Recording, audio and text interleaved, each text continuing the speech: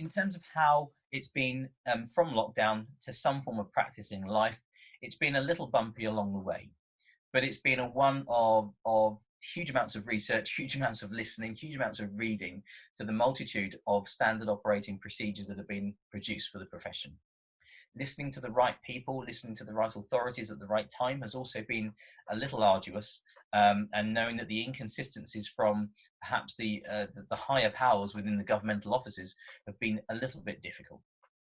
So it's been good to know that listening, reading, and watching some of the advice from my defence company, from the DDU, for example, has been a breath of fresh air, because it's been quite consistent, it's been very authoritative, and it's been informative.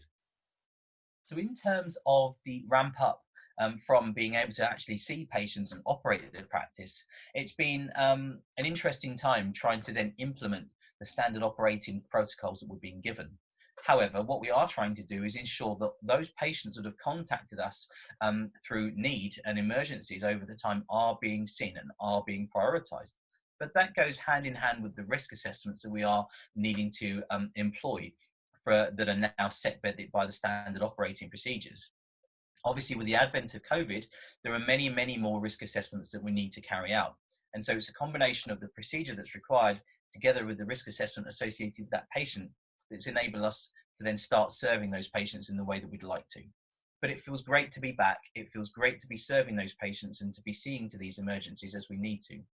In combination with that, it's making sure our staff can then come back on board in a drip feed type of process as the patient numbers start to increase. What we are hoping is that we can go to full capacity once it's safe and sensible to do so, and once we have the new modified standard operating procedure to be able to adhere to. It's not there yet, but it's coming.